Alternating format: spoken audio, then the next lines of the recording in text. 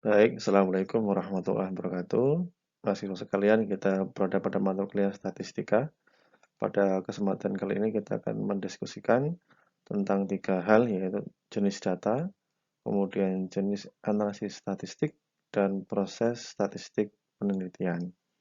Saya akan menjelaskan secara singkat, nanti kalian bisa mendalaminya dengan membaca bahan ajar yang sudah saya siapkan di Alita, atau juga dengan berdiskusi setelah saya sampaikan materi ini. Yang pertama adalah data. Apa itu data? Ya, data ini merupakan bentuk jamak. Ya, tunggalnya adalah datum. Datum itu berarti keterangan yang menggambarkan suatu keadaan. Ya, misalkan ini, ya, di sini kita lihat ada data. Ya, nilai UAS mata kuliah statistika. Data ini itu terdiri dari datum-datum, ya, setiap mahasiswa yang kemudian berkumpul menjadi satu, namanya adalah data. Tuh. Jadi itulah data itu ya. Nah, nah sekarang ya ada beberapa pembagian data ya. Yang pertama ya, data itu bisa dibagi menjadi dua, yaitu data kuantitatif dan data kualitatif. Data kuantitatif, nah ini berbentuk angka. Misalkan berat badan ya, berat badan siswa, kemudian tinggi badan, itu berupa angka-angka ya. Sedangkan data kualitatif, nah itu berbentuk kumpulan kata yang bermakna ya, atau bisa gambar misalkan ya, warna bunga ya, ada merah, kuning, ada ungu gitu ya. Misalkan lagi tingkat motivasi siswa yang sangat tinggi, tinggi, rendah gitu ya, atau bentuk-bentuk gambar ya. Jadi selain angka ya, itu namanya data kualitatif. Yang berikutnya, data juga bisa dibagi menjadi dua, yaitu data primer dan data sekunder. Data primer ini diperoleh ya langsung dari objek penelitian.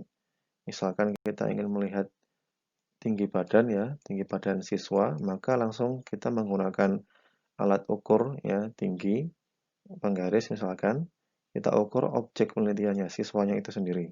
Nah, itu namanya data primer yang langsung diukur, langsung cari dari objeknya gitu. Kalau data sekunder, nah ini data yang diperoleh dari informasi yang telah ada. Misalkan tadi tinggi badan siswa ternyata sudah tersedia di biodata siswa, ya buku biodata siswa. Maka kita tinggal mengambil di sana, ya untuk data tinggi siswa, sehingga kemudian ini dikatakan data sekunder ya, karena tidak langsung mengambil dari objek penelitian. Gitu. Oke. Yang berikutnya, data juga bisa dibagi menjadi dua, yaitu time series dan cross section. Ya. Time series itu data diambil dari waktu ke waktu, ya. Jadi pengambilannya tidak hanya satu waktu tapi berkali-kali. Nah, misalkan berat badan anak dari usia 1 sampai 2 tahun, itu namanya time series. Ya, ada interval waktunya. Sedangkan cross section ya, itu data diambil dari satu waktu. Misalkan berat badan anak per 22 September 2020 misalkan gitu ya. Maka ini hanya satu kali pengukuran. Nah, namanya cross section. Untuk selanjutnya, data juga bisa dibagi menjadi data diskret dan data kontinum ya. Data diskret itu adalah data ya yang diperoleh melalui pengamatan atau penghitungan ya. Data tidak memiliki arti jenjang. Nanti meskipun ada data yang lebih besar atau yang lebih kecil ya secara nominal, tapi tidak berarti jenjang, tidak ada lebih besar atau lebih kecil ya. Dan hanya berupa bilangan bulat. Apa contohnya? Ini, misalkan nomor absen ya. Nomor absen siswa 1, 2, 3. Nah, ini tidak memiliki jenjang. Misalkan jenjangnya nomor 1 lebih tinggi dari 2, 2 lebih tinggi dari 3, dan atau sebaliknya 3 lebih besar dari 2, 2 lebih besar dari 1. Tidak. Karena ini nomor ini hanya sekedar memberikan simbol saja ya kepada siswa yang biasanya kan huruf A gitu ya, dengan nama dengan awalan huruf A itu yang biasanya di depan, kemudian huruf B, yang berikutnya huruf C gitu ya. Jadi ini hanya sekedar simbol saja. jadi tidak bisa ditambah atau dikurangkan gitu ya. Nah, lain halnya dengan data kontinum. Data kontinum itu diperoleh melalui pengukuran, kemudian memiliki arti jenjang, dan bisa berupa pecahan. Kalau ini hanya bilangan bulat yang diskret, kalau yang kontinum bisa berupa pecahan. Misalnya apa? Tinggi tumbuhan. Tinggi tumbuhan pasti menggunakan pengukuran ya kan? Diukur dengan menggunakan apa? Menggunakan alat ukur misalkan panjang, penggaris gitu kan gitu. Nah, kemudian bisa memiliki arti jenjang. Artinya apa? Di sini kan ada 3 tumbuhan ya, yang tingginya 10,5, 11 dan 11,5 ini dapat dikatakan bahwa 11 ini lebih tinggi daripada 11,5 lebih tinggi daripada 11 dan 11 lebih tinggi daripada 10,5. Itu. Jadi bisa dijenjangkan, dibuat urutan yang paling besar mana, yang paling kecil mana.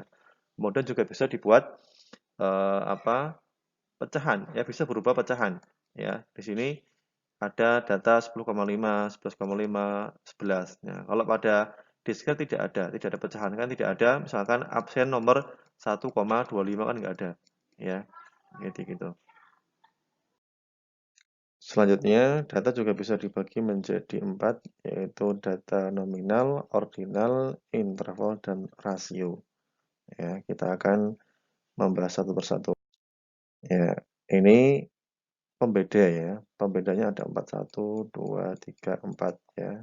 Ada keempat data nominal, ordinal, interval, rasio. Ya. Ada pembeda mengkategorikan objek, kemudian berjenjang, berinterval sama, dan memiliki titik nol mutlak. Nah, dilihat ya, ini untuk ciri-ciri dari masing-masing data ini ya. Oke, kita bahas satu persatu. Yang pertama adalah data nominal ya. Data nominal ini hanya memiliki ciri atau karakteristik yaitu hanya mengkategorikan suatu objek. Ya, misalkan ini ya, jenis kelamin itu ada laki-laki di sebuah kelas ya, misalkan jenis kelamin di sebuah kelas itu ada laki-laki atau perempuan gitu. Nanti bisa jadi dibuat data numeriknya, laki-laki itu 0 ya, disimbolkan dengan 0, perempuan disimbolkan dengan 1. Nah, hanya mengkategorikan saja. Warna bunga ada merah, ada kuning, ada hijau. Atau bisa jadi misalkan merah disimbolkan dengan 1, kuning disimbolkan dengan 2, hijau disimbolkan dengan 3. Tapi tidak berarti bahwa misalkan ini 1, 2, 3 ini tidak berarti berjenjang. Ya, tidak berarti gini, 3 lebih besar dari 2, 2 lebih besar dari 1. Bukan, ya. Karena 1, 2, 3 ini sifatnya setara, ya setara. Ya, kayak merah, kuning, hijau kan tidak ada yang lebih tinggi atau lebih rendah. Tapi setara, namanya warna, ya. 1, 2, 3 ini hanya sekedar simbol, ya. Kayak 0 dan 1 ini. Yang laki-laki dan perempuan. Atau misalkan absen siswa, ya, nomor absen siswa. Nomor absen 1, 2, 3 sampai seterusnya gitu ya, sampai 30 misalkan kalau dalam satu kelas ada 30 orang. Ini bukan berarti eh, nomor 3 itu lebih tinggi dari nomor 2. Nomor 2 lebih tinggi dari nomor 1. Tidak, karena ini nomor 1, 2, 3 ini hanya sekedar mengkategorikan objek saja. Jadi tidak memiliki jenjang. Oke, jelas ya. Selanjutnya data ordinal. Nah, ini selain mengkategorikan objek, dia juga bersifat berjenjang.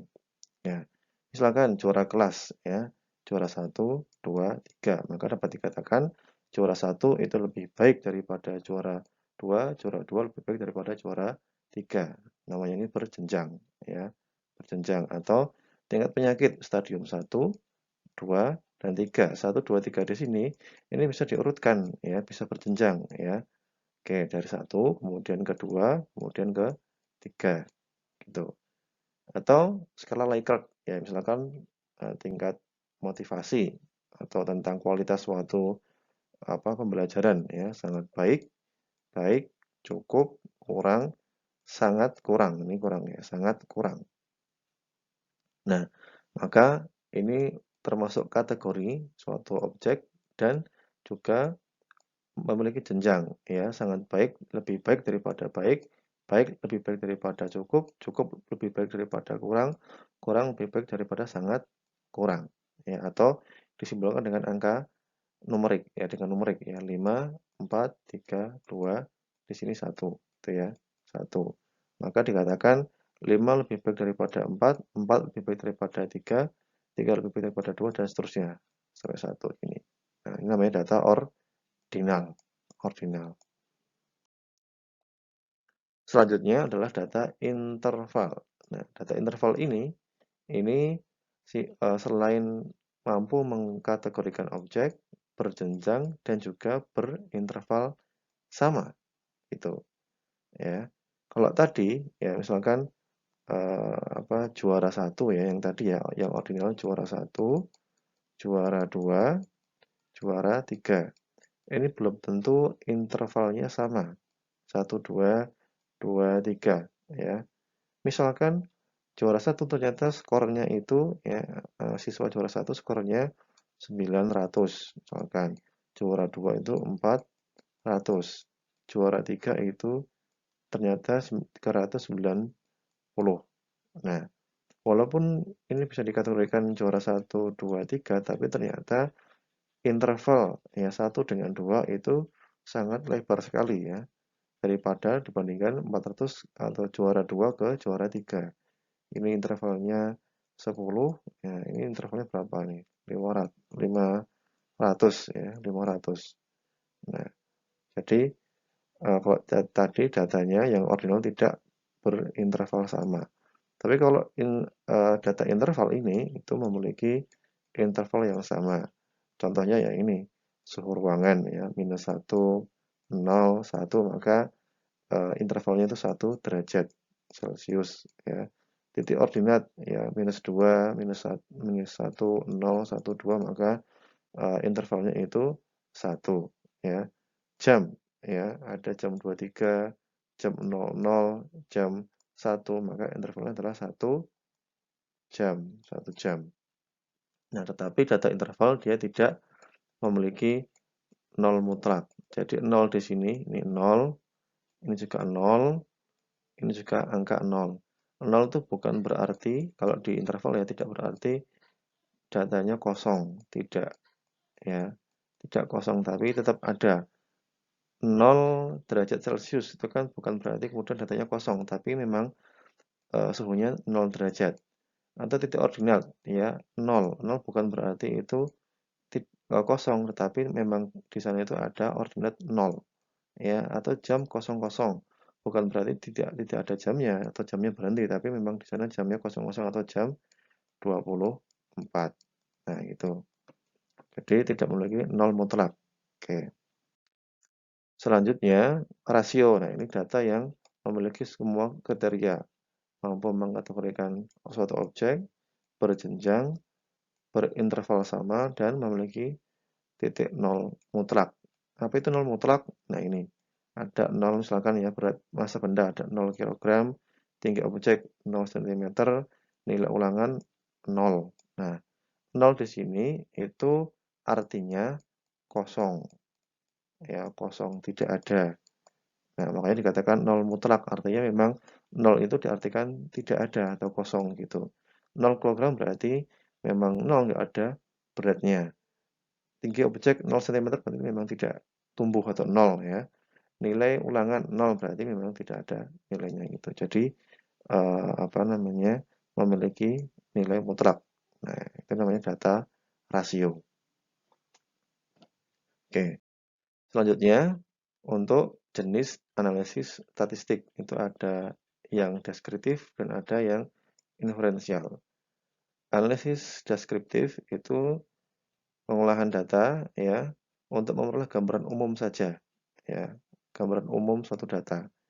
Ini contohnya kemarin kita pernah bahas ya, median, modus, ya, ada ragam dan sebagainya. Itu namanya data deskriptif. Kalau inferensial, nah kita lihat bedanya ya. Pengolahan suatu data sampel. Nah, ini ada sampel, kata-kata sampel. Untuk memperoleh kesimpulan yang dapat digeneralisasi pada suatu populasi. Jadi itu kata kuncinya. pengolahan data pada sampel yang kemudian untuk memperoleh kesimpulan yang nantinya digeneralisasi untuk suatu populasi. Namanya analisis inferensial. Ya, itu. Jadi kalau deskriptif itu hanya gambaran umum saja ya dan bukan sampel ya. Ini tatarannya bisa populasi. Kalau inferensial itu sampel yang dianalisis nanti sampel. Nah, untuk kemudian dicari kesimpulannya dan digeneralisir untuk populasinya gitu. Nah, ada analisis komparasi, analisis korelasi, analisis regresi atau sebab akibat. Nah, nanti kita akan bahas. Kemudian ada jenis statistik inferensial. Nah, tadi inferensial dibagi dua ya, ada parametrik dan ada non-parametrik. Kalau parametrik itu intinya untuk mengolah data interval dan rasio tadi itu ya, dan data berdistribusi normal. Apa itu distribusi normal nanti kita bahas.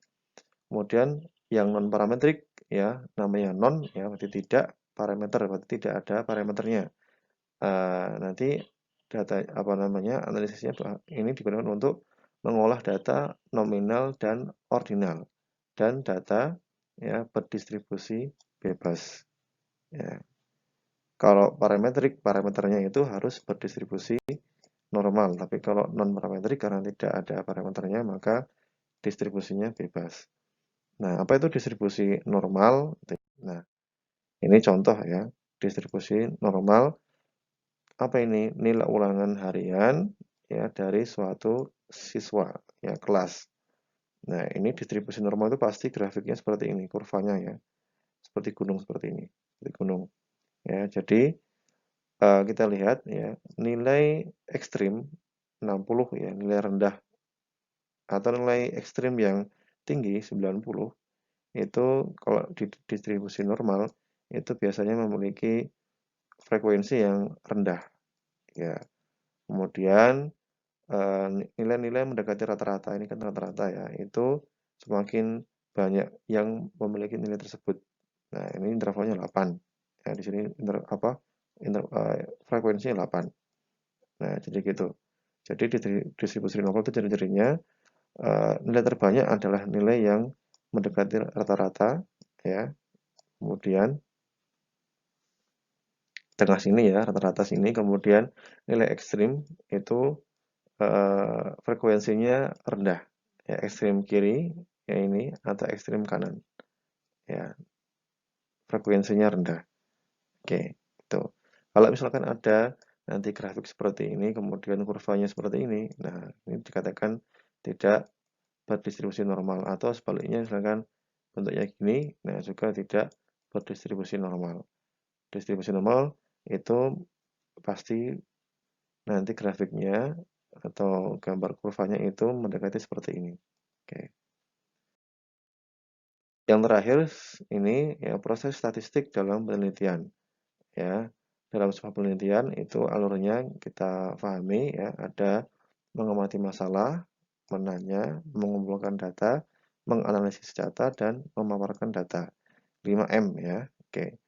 Nah, dari sekian proses penelitian ini ya, itu yang juga mungkin nanti akan kalian lakukan ya ketika skripsi, itu apa saja yang memerlukan proses statistik? Nah, yang pertama adalah di bagian mengumpulkan data.